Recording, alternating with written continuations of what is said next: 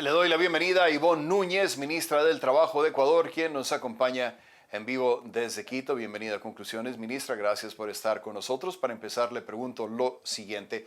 ¿Por qué considera que era necesario demandar al expresidente Rafael Correa bajo el cargo de traición a la patria? Por ahí empezamos. Buenas noches. Muy buenas noches. Muchas gracias por esta cordial invitación en su espacio de televisión internacional.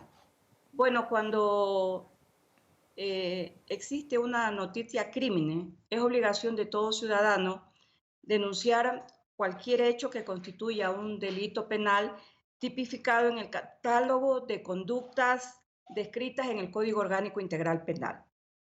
Eso en primer lugar. En segundo lugar, nosotros en el Estado ecuatoriano estamos sujetos al decreto ejecutivo 111, el mismo que determinó que nos encontramos en una guerra interna contra el crimen organizado y contra la impunidad. Este decreto ejecutivo fue emitido por el señor presidente Daniel Noboa Sin, donde describe exactamente todo el panorama delictivo del cual somos víctimas todos los ciudadanos. No puede ser posible entonces que en medio de una crisis diplomática, que no es la primera crisis diplomática que vive el Estado ecuatoriano o que vive Sí. cualquier Estado de la región, una persona que en este caso no se encuentra en el Ecuador incite a una guerra, ya no interna, incite a una guerra internacional y pida sanciones para el Estado ecuatoriano en todas las relaciones comerciales, tanto con la Unión Europea como las relaciones comerciales que se mantienen con el Estado mexicano. No solo eso, pide que se cierre el Sí. Golfo de Guayaquil, donde ingresa y sale el 80% de todas las exportaciones comerciales del Estado ecuatoriano. Siendo así, evidentemente, el Código Orgánico Integral Penal estipula que se constituye en delito cuando una persona incita a que se den influencias que generen pánico. El sujeto denunciado, expresidente del Ecuador, no solo que tiene redes sociales, sino que es un activista permanente en la incitación del pánico y del miedo a todos los Cierto. ecuatorianos en el momento en que se suscitó el conflicto diplomático. Pero le pregunto lo siguiente, ministra, ¿tiene algún temor de que le salga el tiro por la culata? Es decir, el mismo Correa ha dicho que se trata de una persecución política en su contra y en contra del correísmo. ¿Teme que su demanda pueda ser aprovechada por muchos para decir que el correísmo es víctima de un gobierno autoritario con fines puramente políticos? ¿Podría darse el caso, ministra? No, yo no le tengo miedo. ¿Yo por qué le voy a tener miedo a una realidad? Debemos defender en primera instancia al Estado como tal y debemos también defender a todos los ciudadanos que habitamos el territorio ecuatoriano.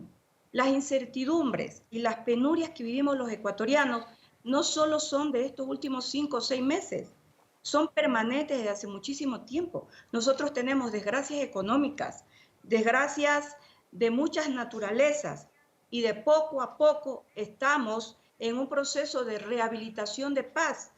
Quisiéramos que esta paz sea permanente y duradera. Por tanto, yo me vi en la necesidad, no como ministra de Estado, sino como ciudadana, porque sí recorro el país, de decirle a la Sí. Fiscalía General del Estado que investigue todas las denuncias y la conmoción nacional que han generado todas las denuncias presentadas por el sujeto denunciado en los medios de comunicación, donde incita ya no a una guerra interna, sino a una guerra internacional.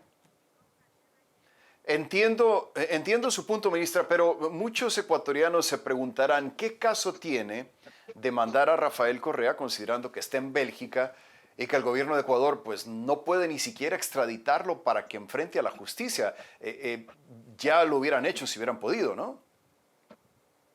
Tiene el caso necesario y urgente, porque en la denuncia le solicito a la Fiscalía General del Estado que comience a realizar actos urgentes, entre esos la suspensión de la cuenta X del sujeto denunciado.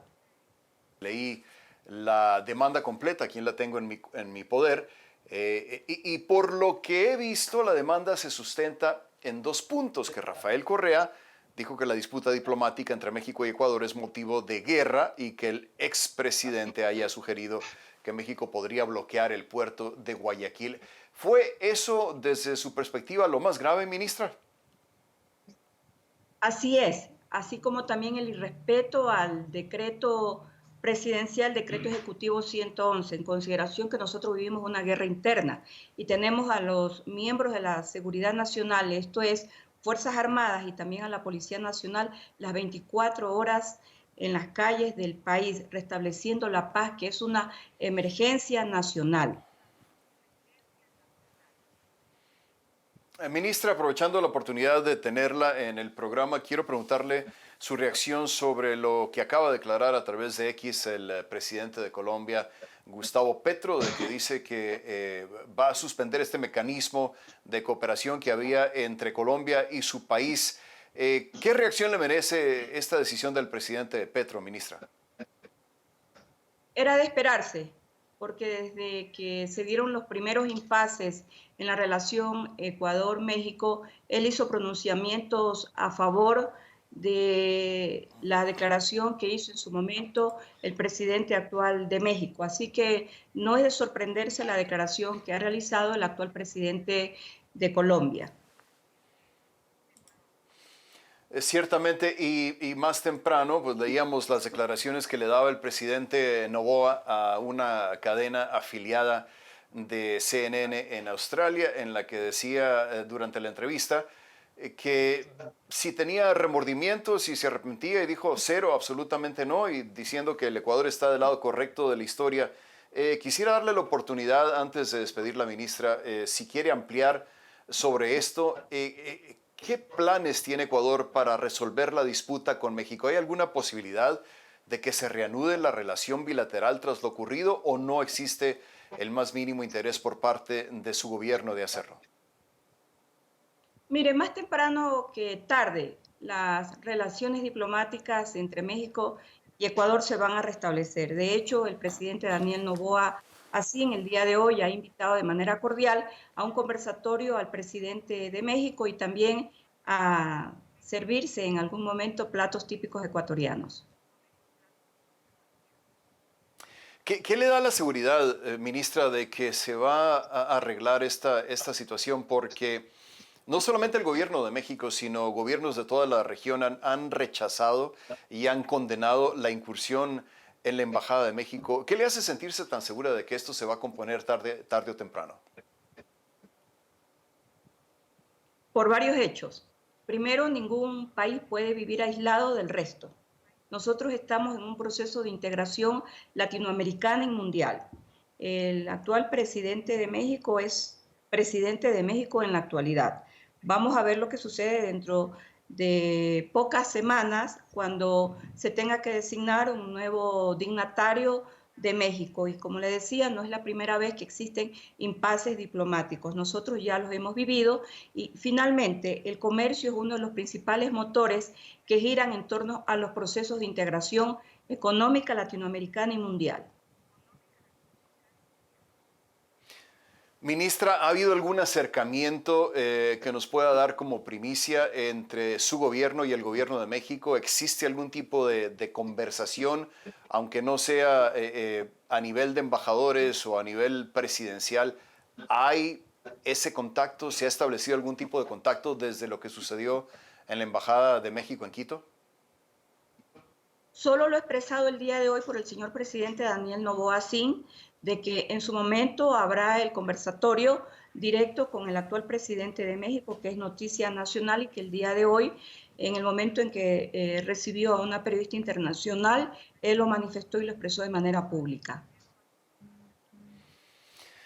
En los 30 segundos que nos quedan, ministra, ¿tiene algún mensaje para no el presidente, sino para el pueblo de México, para los mexicanos, sobre lo que ocurrió con la embajada y sobre el rompimiento de relaciones?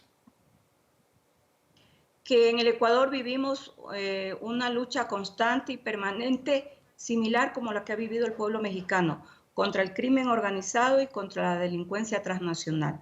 Creo que tenemos identidad en aquello. Ivonne Núñez, ministra del Trabajo de Ecuador, nos acompañaba en vivo desde Quito. Gracias, ministra, por la oportunidad de platicar con usted. Gracias a usted.